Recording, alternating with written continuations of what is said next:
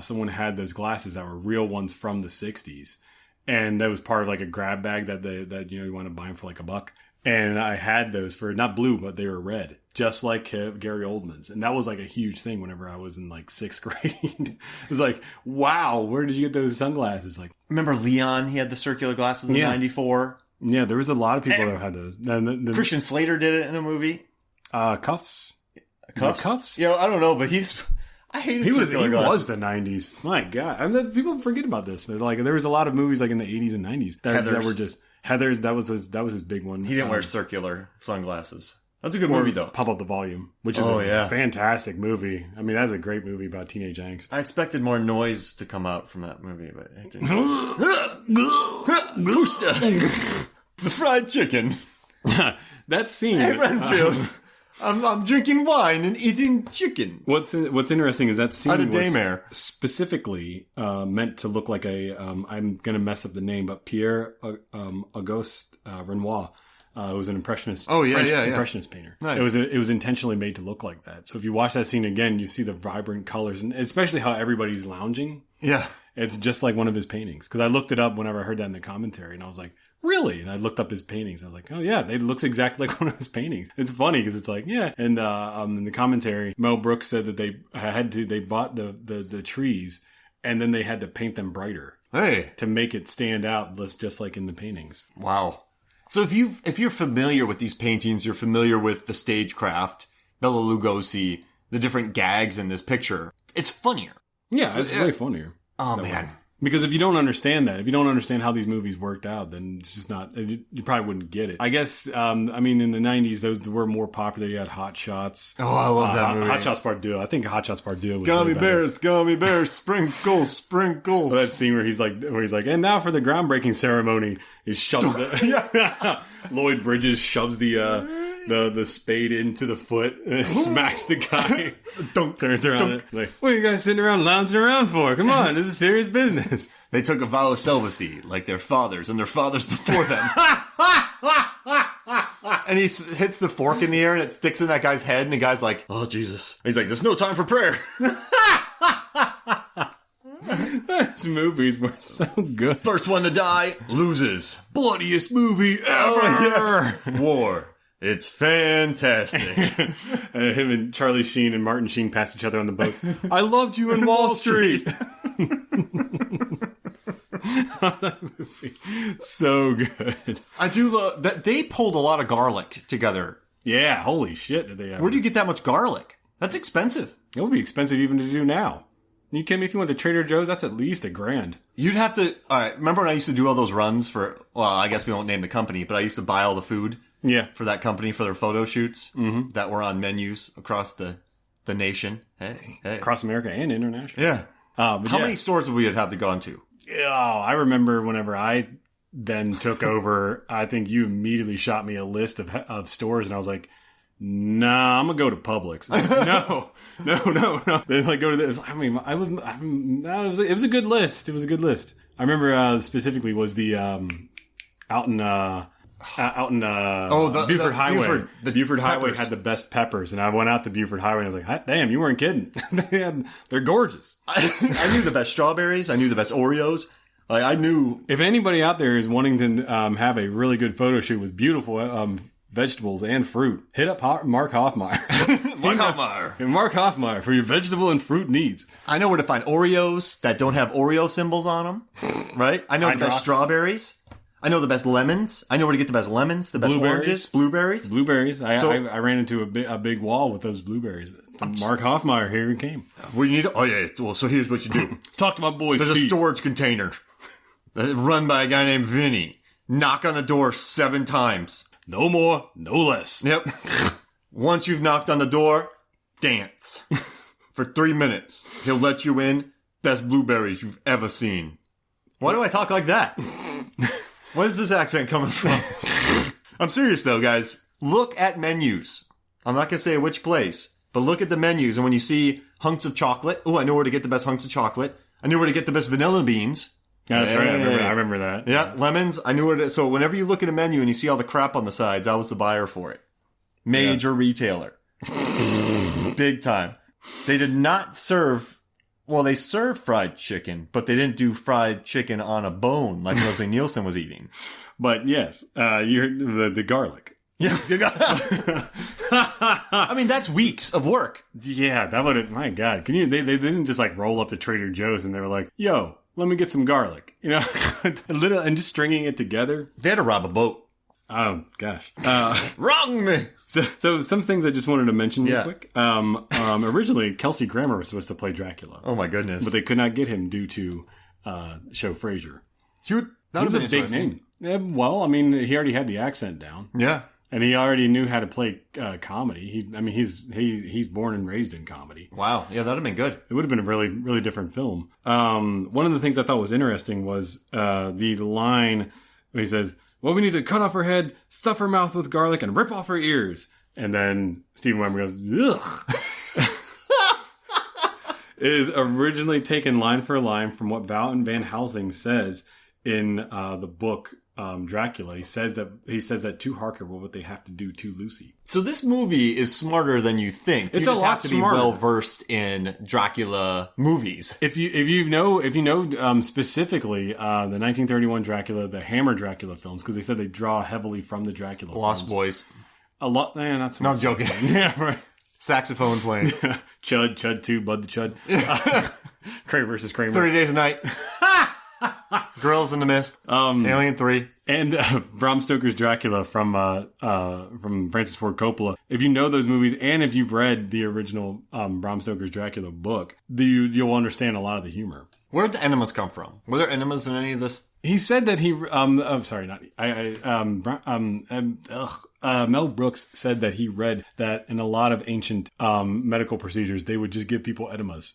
Okay. And like we joked about earlier, you bleed them out. Yeah. Yeah, I mean, literally, that's what they would do. I think they show this in Apocalypto, too, whenever the one guy he has like a big bump on his face. It's a bruise. And his dad walks over to him and just cuts his face. And he's like, there you go. Now you'll be fine. That's what they used to do. And people don't understand that this is before we actually figured out how the body worked. That's how we would do it. I guess you have stuff in you, you want it out. Yeah, that's the thinking. Is like, oh, you have a stomach ache. Well, here's an enema. Just you'll get it out. I mean, if you think about it, it makes practical sense, right? Yeah, doesn't it? I mean, if you have a headache, just what would you do to get out and get the headache out? Well, does it give them a sense of accomplishment? I guess it would. I mean, you would think that line makes more sense to me than what it should. Yeah, right. Like it shouldn't make so much practical sense, but it does. You're going to be locked up for 50 years. All right, you're free. Wait, what? Good behavior. I've only been here for 30 seconds. Well, you're really good in those 30 seconds. You were a charming guy, though. Yeah. We'll let you go. Yeah, not too bad. Oh, wait. They think they think Renfield's going to lead him to Dracula. And he does he runs in a circle on the lawn and goes, Renfield, you idiot. I love that he calls him an asshole. Renfield, you asshole! Ah! So the producer on this, Robert Brown, on his IMDb page, he's considered to be the most budget on time man in Hollywood. He's called Mr. Budget. They stayed on budget? They did. He did Howard the Duck, Child's Play 2 and 3. And he was also UPM on Airport 74, Blues Brothers, The Thing, Temple of Doom, Goonies, Second Unit, Elvira, and Spaceballs. Wow. So he knows his stuff. That's neat. Peter Schindler, I thought was interesting. He produced Friday the 13th Part 3 and also Robin Hood Men in Tights. All right, so before we get to Chris Kelly recommendations, or unless you have some more, I do love the upside down scene. That's from the book. Yeah. They didn't put that in the other movies because they thought it was too goofy. But in Dracula and Dead Loving It, they thought that was actually the scariest part. Was thinking about it in the book. I never read Bram Stoker's Dracula, so I can't really say this for a fact. You read Hank Schneider's Dracula. Yeah. I read the Cliff Notes on it. Turns out it was by a guy named Cliff with the last name Notes. Great author.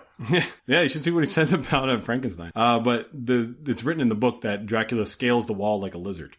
Oh. So they wanted to put that in the movie somehow, but in the more serious Dracula films, they thought it was just too goofy looking.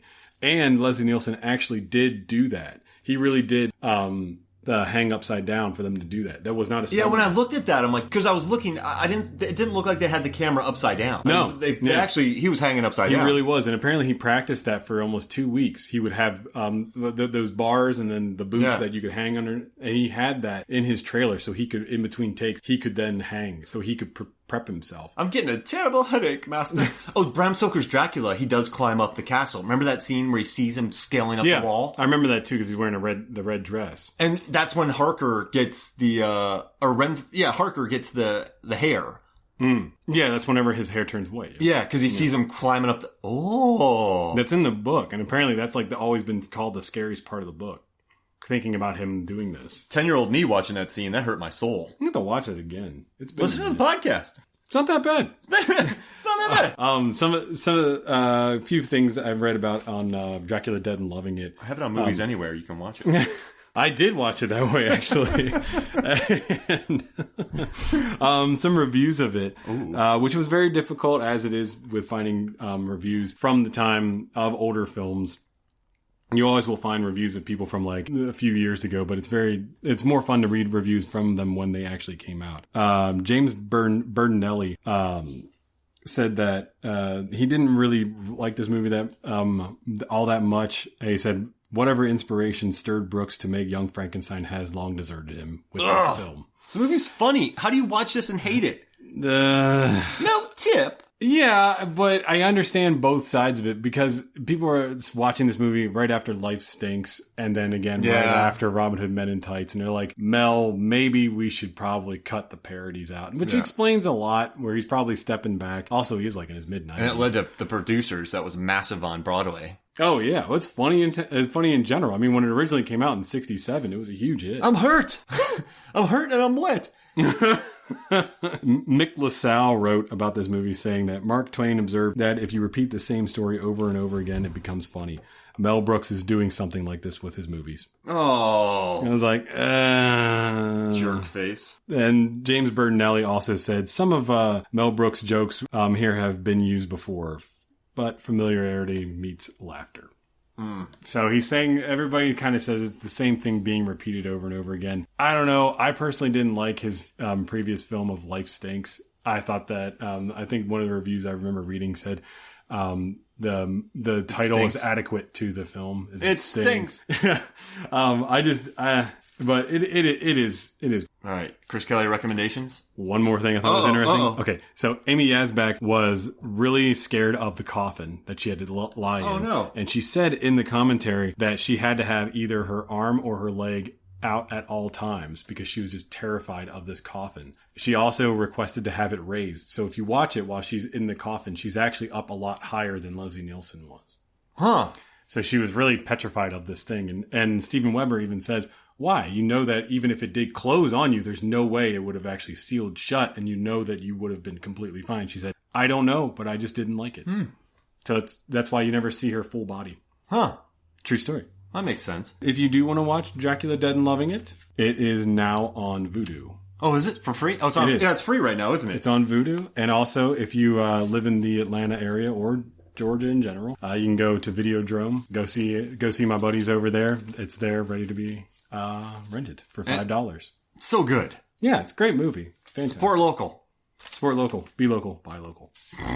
So now on to Chris Kelly recommendations. You'll get caught up in the half-mile. Everybody can go to hell.